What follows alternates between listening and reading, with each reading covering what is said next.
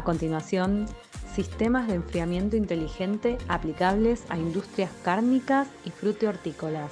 Le damos la bienvenida al ingeniero Germán Parola de Frío-Raf. Bueno, buenas tardes. Gracias por estar conectado. Hoy vamos a estar hablando de la última tecnología en sistemas de enfriamiento inteligentes aplicables a industrias cárnicas y fruti-hortícolas. La idea es que estos sistemas sean cuartos fríos o cámaras frigoríficas flexibles, digamos, que sean capaces donde nosotros podamos ingresar alimentos calientes y puedan cumplimentar, por decirlo de alguna manera, distintas recetas de enfriamiento. Por eso lo de inteligentes, ¿no? Monitoreando las condiciones del producto y del ambiente. Vamos un poquito al fundamento y a la razón de ser del tema del día de hoy. La refrigeración es fundamental en los productos alimenticios, en la agroindustria, pues retarda los procesos metabólicos y es fundamental y determinante en la calidad del producto que llega a nuestras mesas, a los consumidores, ya que le otorga una mejor percepción del producto fresco, mejor color, mejor olor y mejor sabor. Además nos da una seguridad de lo que estamos consumiendo si fueron correctamente elaborados y enfriados, siguiendo los protocolos sanitarios. Y además la refrigeración le otorga una vida útil más larga al producto, de tal manera que puedan permanecer más tiempo en el mercado. Eso le permite a la industria elaboradora de alimentos acceder a mercados más lejanos, digamos. Bueno, visto estos dos aspectos, la importancia de la refrigeración, de una correcta refrigeración y conservación de los alimentos, estamos en condiciones de decir que todo esto va a redundar en un mayor valor agregado y una mayor rentabilidad para la empresa, ¿no? Ahí vemos una cámara, por ejemplo, de enfriamiento de fruta, podría ser cualquier otro producto alimenticio, donde habitualmente la carga térmica la podemos diferenciar en una carga sensible, que es lo que normalmente conocemos como el calor que le quitamos al alimento y al aire, por supuesto que es el fluido intermediario. O sea que todo lo sensible lo voy a consumir en enfriar el producto, en disipar el calor de los motores, de los ventiladores, de los eventuales elevadores que pueda tener dentro de la cámara, y el calor que esté ganando por paredes o por entrada de aire caliente. Todo eso que lo puedo medir con el termómetro, que es temperatura que tiende a elevar mi cámara, lo tiene que quitar nuestro sistema de refrigeración y el evaporador que tenemos en pantalla, que es el equipo frigorífico dentro de la cámara. También tenemos, menos visible, normalmente no es visible, pero el aire contiene vapor de agua. Ese vapor de agua que contiene el aire se infiltró de alguna manera cuando abrimos las puertas, y también el vapor de agua que proviene de agua de que se evaporó del producto, ¿no? Eso es un efecto, el calor latente o el agua que condensan, por decirlo de alguna manera, los evaporadores, es un efecto indeseado, ¿no es cierto? Porque nadie desea que entre vapor de agua a nuestra cámara, ni siquiera, menos aún, quitarle humedad al producto, porque eso es una pérdida de kilos de producto. Bien, por ejemplo, vemos un cuadro, una tabla, donde muestra con distintas humedades relativas sobre peras y manzanas, por ejemplo, de 75 a 95%, tanto para la pera como para la manzana, cuánto es la pérdida diaria y mensual de peso en función de la humedad.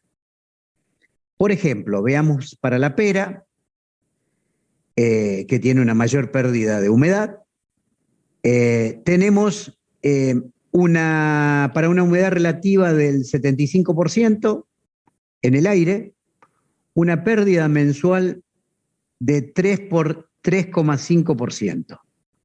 Importante pérdida de peso que tengo al final de un mes cuando voy a transportar mi producto a los mercados.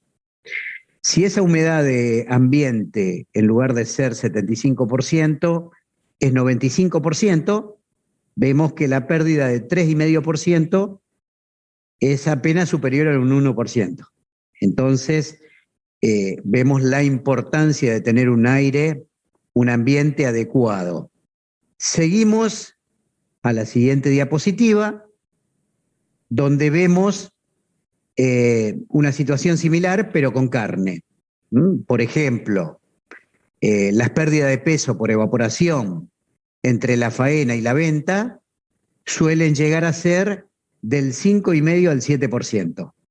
Y solamente en el proceso de enfriado y conservación, las pérdidas oscilan entre un 1,5 a un 3,6%.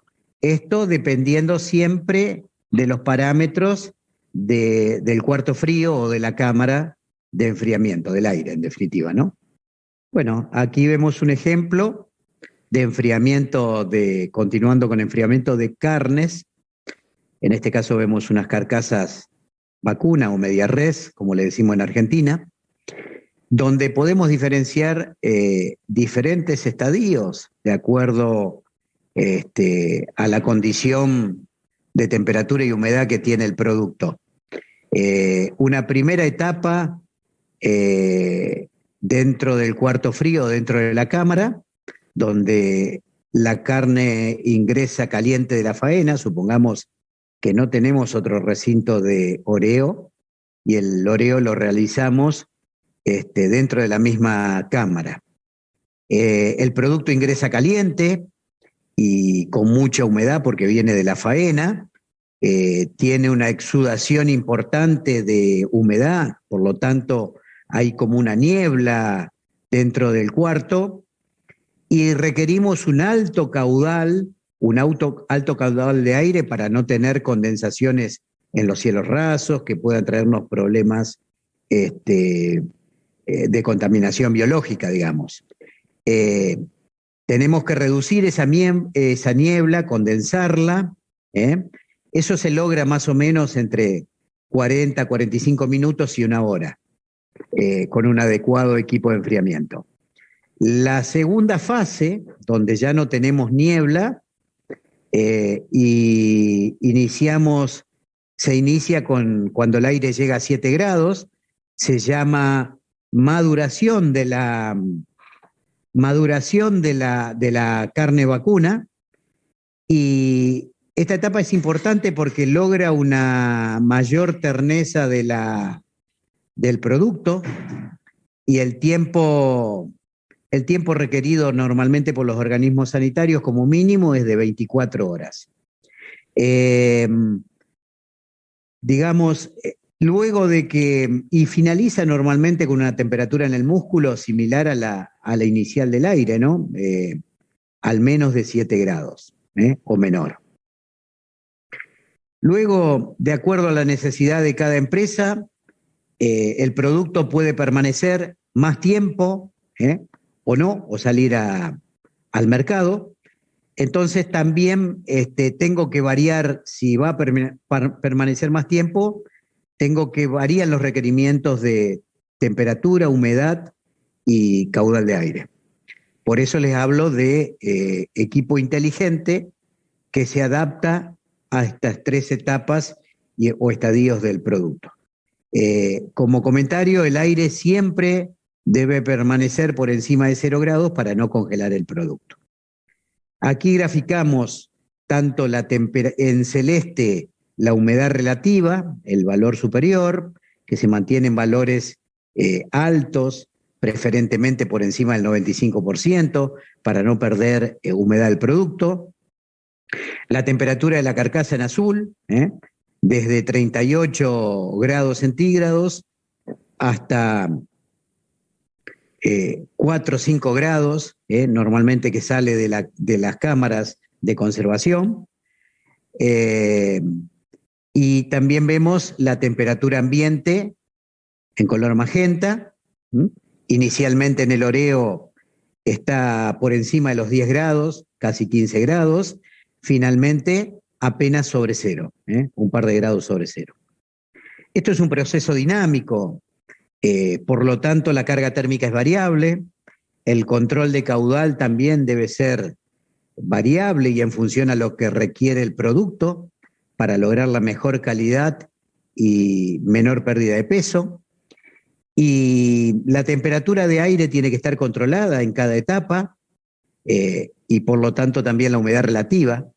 Y también se controla la temperatura del refrigerante para justamente controlar la humedad relativa.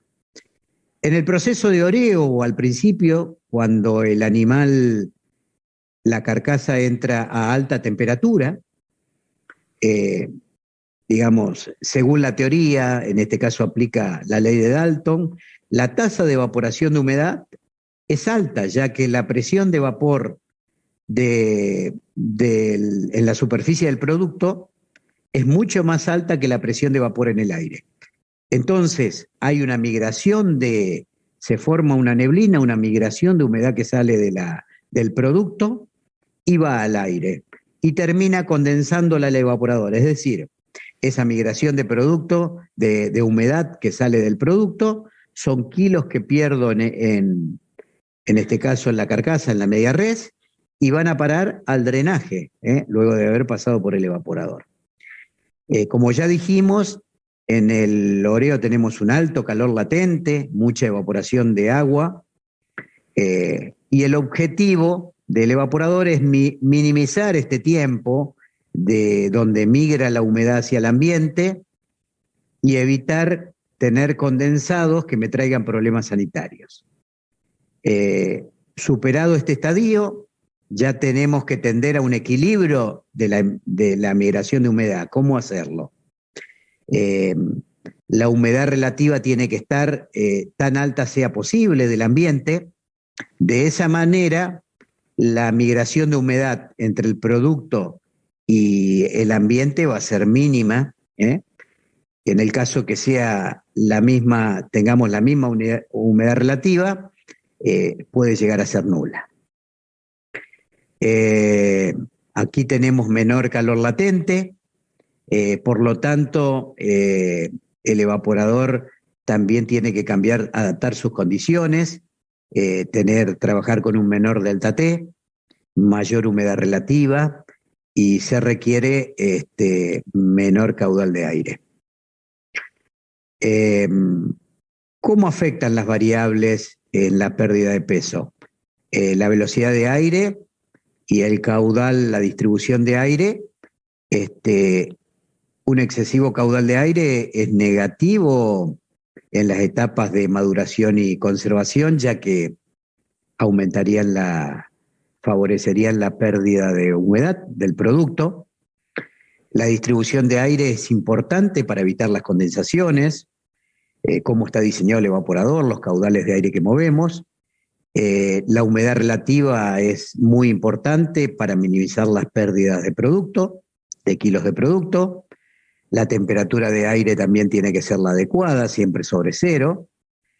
El tiempo de residencia en la cámara, si yo voy a conservar durante largos periodos, impacta negativamente, obviamente en la pérdida de humedad del producto. Por lo tanto, tengo que mantener condiciones óptimas para minimizarla. Y carcasas de menor peso se ven más afectadas que carcasas grandes a la pérdida de humedad. Bien, aquí tenemos un ejemplo de la variación porcentual en función del peso de la carcasa y el tiempo de permanencia.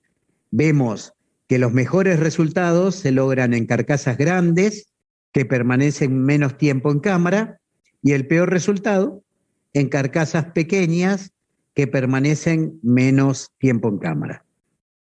Entonces tenemos oscilaciones de mermas entre 1.7 en este cuadro y 3.6%, siempre hablando de aire sobre cero, con altas humedades relativas y con velocidades adecuadas. Aquí vemos la variable, cómo impacta la velocidad, las distintas velocidades de aire. 3 metros por segundo, la curva superior, 1,5 metros la curva del medio, y 0,75 metros por segundo sobre el producto, con aire a 1 grado, durante 18 horas. Y vemos que con una baja humedad relativa las pérdidas de peso son altas, y con una alta humedad relativa, por ejemplo del 95%, esas pérdidas de peso caen para todas las velocidades de aire. Conclusión, alta humedad relativa y bajas velocidades de aire en las etapas posteriores, segunda y tercera fase, como habíamos visto inicialmente. ¿Cómo impacta el diseño de un evaporador? Esto es la columna vertebral, el diseño del evaporador y los ventiladores. Claramente podemos tener un evaporador como el 1, esbelto y poco profundo, hasta un evaporador de poca altura y muy profundo. En los tres casos son evaporadores de la misma superficie y vemos que logramos distintos resultados de condensado de agua y de caudal de aire que podemos circular. Vemos puse en verde el condensado del evaporador número 1, ya que condensa mucho menos agua, por decirlo de alguna manera, le extrae menos humedad al producto que un evaporador más bajo y más profundo. Además, va a ser un evaporador que tiene mucha pérdida, mucha resistencia al pasaje de aire, por lo tanto, va a requerir de mucha mayor potencia de ventilación, ¿no? Entonces, en general, se trata de hacer evaporadores menos profundos y de amplia sección de pasaje de aire. Normalmente en la carne se estila usar evaporadores en nichos como el del gráfico de la izquierda y la foto de la derecha, poco profundos, de amplia sección de pasaje, usando ventiladores de velocidad variable, midiendo las variables, la temperatura con pinchacarnes y las condiciones ambientales para tratar de conseguir un bajo delta T entre la temperatura del aire y el refrigerante para tener altas humedades relativas. Por supuesto, esa humedad relativa, mientras mayor sea la superficie del evaporador, mayor humedad relativa voy a tener. Bueno, aquí vemos el tipo de ventiladores utilizados. Son ventiladores de tecnología EC, inteligentes, electrónicos, donde podríamos decir una solución all inclusive, por decirlo de alguna manera.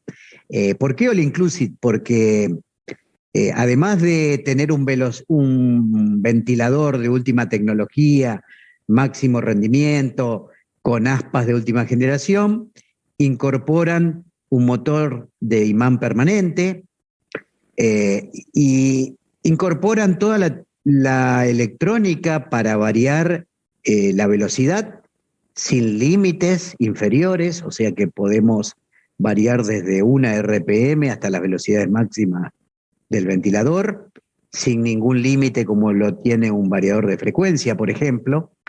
Tiene incorporada, además de toda la electrónica para variar velocidad, las protecciones, no necesito guardamotores, los filtros, no necesito filtros ni en los cables, ni colocar filtros para variar velocidad en el equipo.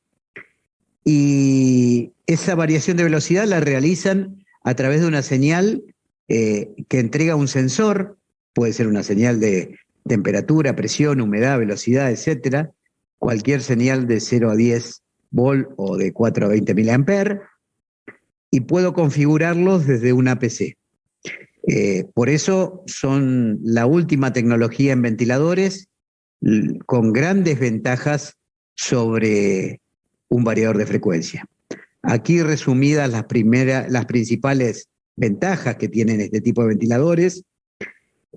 Como dijimos, no tienen límite inferior de velocidad, no producen ruido eléctrico, o sea que no influyen sobre las señales de control de la planta, no requieren filtros ni cables mallados, todas las protecciones ya están incluidas, o sea, solo que tengo que alimentarlos con energía eléctrica. Me permiten tener un importante ahorro de energía, son motores que no calientan, tienen un menor nivel sonoro y una ausencia total de vibraciones, posibilidad de comunicarlos a través de un bus con las redes en tipo maestro-esclavo. Puedo monitorear el estado del ventilador y comandarlo a través de un software. Son de fácil instalación, puesta en marcha, y tienen un bajo costo de instalación. Esta máxima eficiencia hace que estos equipos desplacen al conjunto ventilador, variador de frecuencia y protecciones y filtros. Aquí el desempeño, digamos, tablas de desempeño donde vemos que el segundo cuadro son los ventiladores EC contra la tecnología convencional que denominamos AC, donde vemos que las potencias a distintos regímenes de carga son mucho menores las potencias eléctricas de entrada. Finalmente, abajo vemos un tercer cuadro que a distintas condiciones de velocidad, al 100%, al 75%, al 50% y al 25%, los ahorros con respecto a los ventiladores de velocidad fija son importantes. Entre a plena carga son 10% más eficiente que un ventilador convencional y por ejemplo, a un cuarto de velocidad o un cuarto de caudal, casi duplican, que son un 94% más eficiente que los ventiladores de velocidad constante. Una característica importante que a distintos porcentajes de caudal, como se ve en esta tabla, el consumo es realmente mínimo. Por ejemplo, al 100% consumen el 100% de la potencia. Cuando reduzco el caudal a la mitad, ese consumo de potencia baja a un 15%. Bueno, también incorporamos lazos de control para comandar el refrigerante y la temperatura del refrigerante, y todo complementado con un sistema de control inteligente, donde monitoreamos presión, temperatura del refrigerante, temperatura del producto, temperatura y humedad relativa del aire, almacenamos registros históricos y alarmas de todo el sistema. Un ejemplo para ver en qué redundan todo este sistema de enfriamiento inteligente, para valorizarlo de alguna manera, suponiendo una faena diaria de 1000 vacunos, eso me da,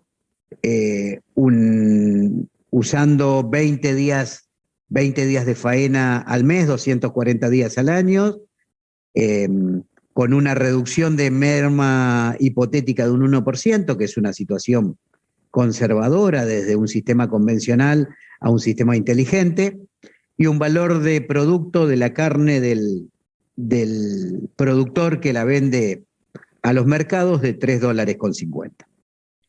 Eso me da los siguientes resultados anuales.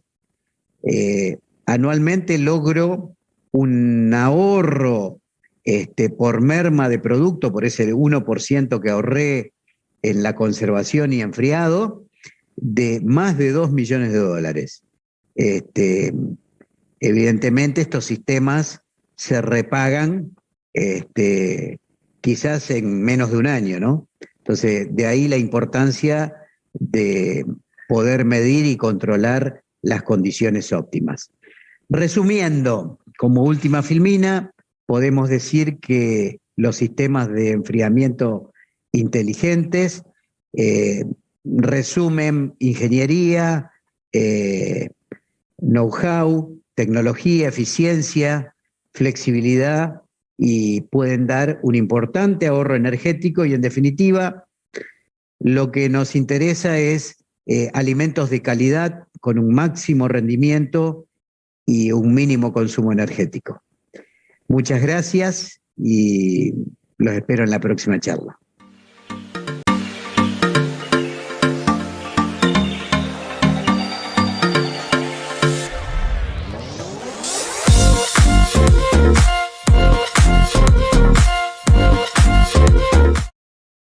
Acá estamos junto con Marcelo Sierra para responder algunas preguntas que fueron hechas sobre las charlas recientemente dadas. Voy a empezar yo, Marcelo, si te parece, con sistemas de enfriamiento inteligente, después seguirá Marcelo con todas las preguntas relacionadas a los evaporadores. Empezamos con algunas preguntas sobre la conservación de alimentos. Me preguntaban cuáles son las temperaturas ideales o las condiciones de temperatura. Agregaría no solo temperatura, sino en la mayoría de los alimentos frescos, excepto que estén envasados, hay que cuidar la humedad relativa también.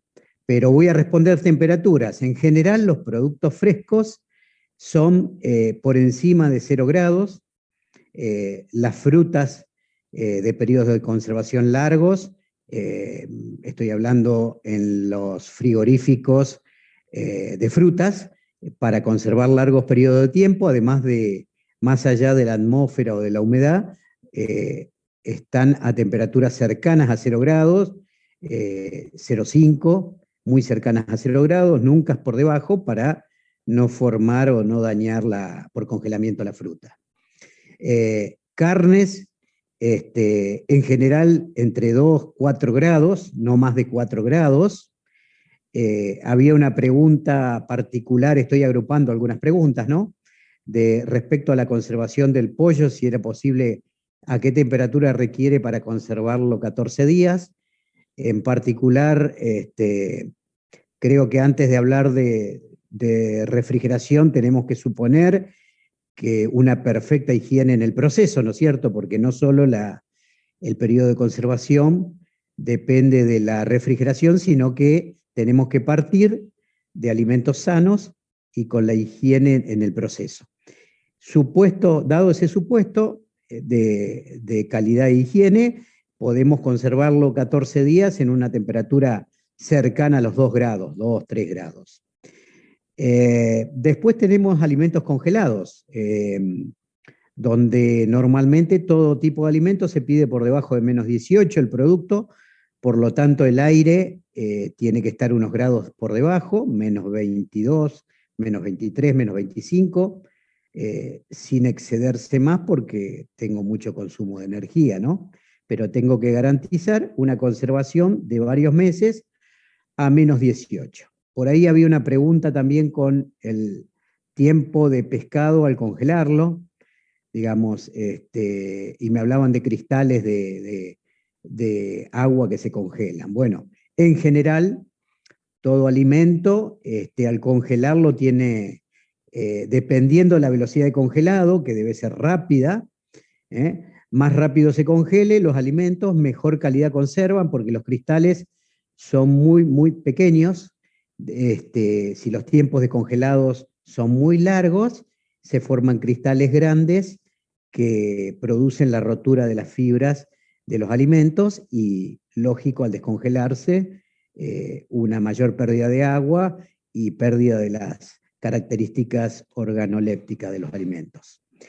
Si bien estoy rozando o he hablado cuestiones que tienen que ver con digamos, empezamos la charla diciendo que el frío retarda este proceso o alarga la vida útil de los alimentos, pero yo soy un especialista en refrigeración, no soy un especialista en cuestiones microbiológicas.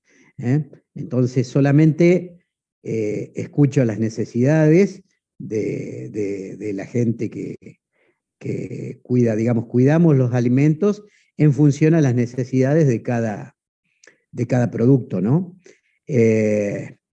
Bien, me preguntaban también cuál es la mejor forma para tratar un vacuno luego de la faena, y me mencionaban, creo, el rigor mortis que se produce en los alimentos, que es un proceso de transformaciones químicas, donde ahí el músculo se convierte en carne y normalmente el enfriamiento tiene que ser controlado, si no se produce un acortamiento del músculo y en consecuencia cuestiones que afectan la terneza de la carne, ¿no? O sea, traducido, un enfriamiento rápido puede significar carne más dura.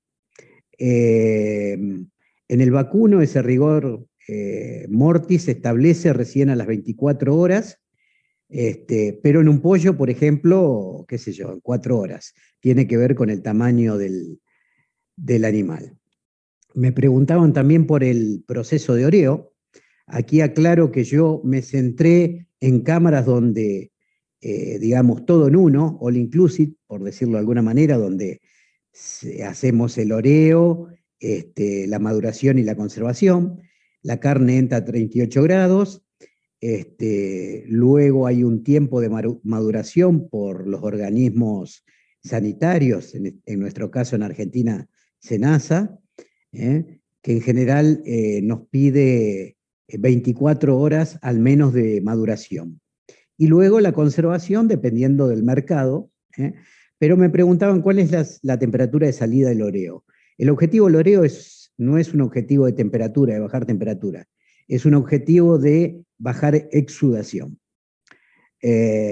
Bueno, yo ahí en el chat le dejaron mi email, germán.parola@frioraf.com, para que van a quedar algunas respuestas sin dar, quizás por la cantidad de consultas que había. Incluso hay muchas consultas de refrigeración que no tienen que ver con el tema de hoy. Pero con gusto, si me contactan vía mail, puedo responderlas. A ver, alguna cosita más, simplemente como para reforzar el concepto, sistemas de frío inteligentes, tiene que ver con toda una ingeniería.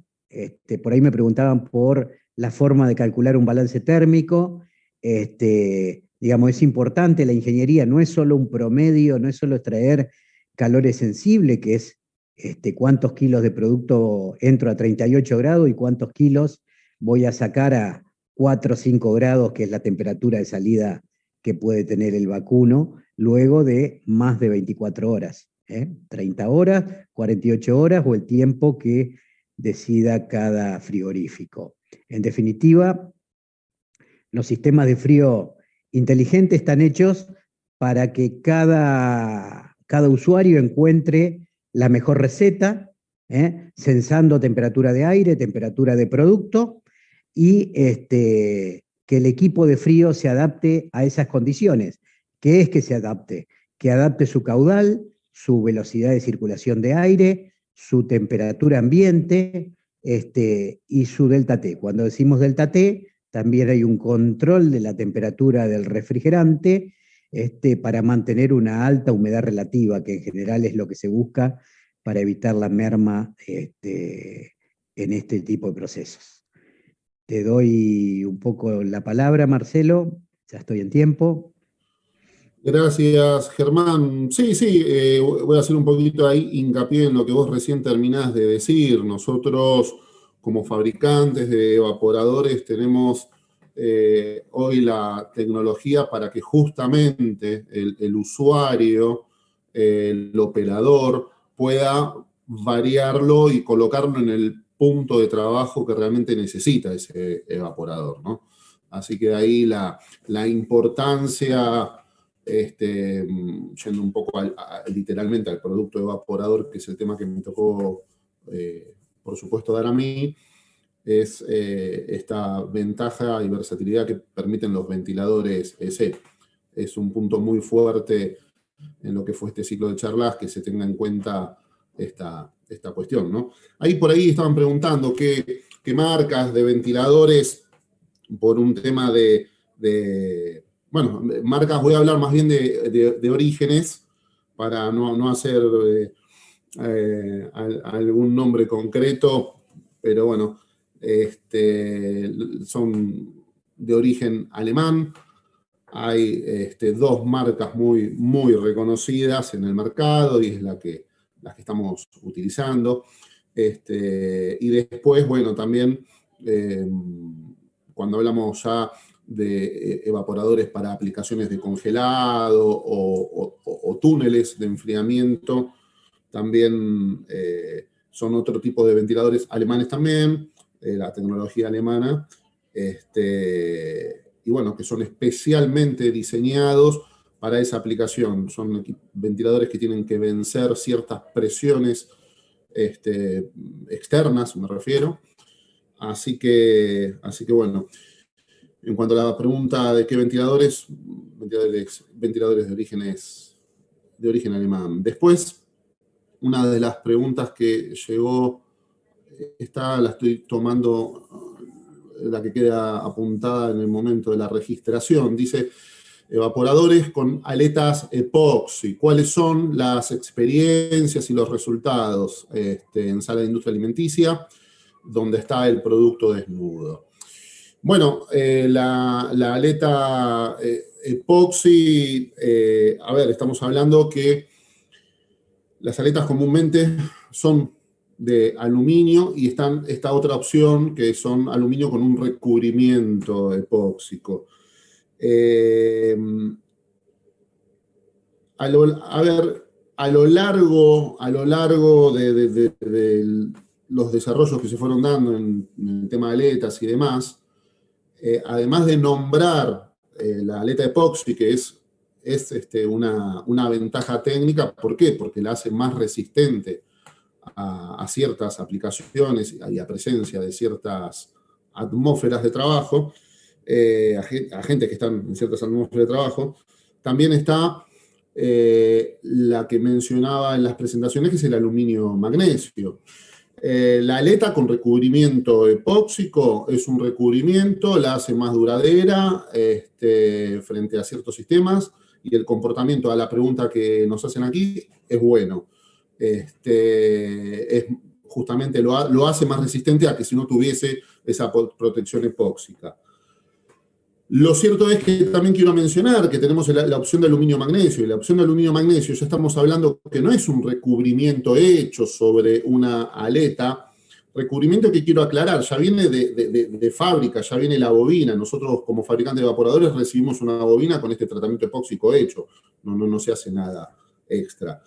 Pero quiero diferenciar también que existe la aleación aluminio-magnesio, y ya estoy hablando ahí que es una aleación. Entonces podría decirse que ahí no hay ninguna capa protectora adicionada, como puede ser el epoxi. Entonces, esto siempre es con vías de mejorar, ¿no? Pero bueno, en cuanto a materiales, desde ya ha evolucionado, y el tema del epoxi es una muy buena opción para ciertas aplicaciones, ¿no? Por citar algo, en la industria de la fruta se usa dióxido de azufre, anhídrido sulfuroso. Bueno, se utiliza mucho el recubrimiento epoxi cuando hay ácidos lácticos en industrias lácteas y otras tantas industrias. Es ahí donde va la aplicación. Así que, Germán, no sé cómo ahí estamos de tiempo, hay alguna más, pero capaz podemos dejarla para la mesa redonda. Perfecto. Sí, seguimos en la...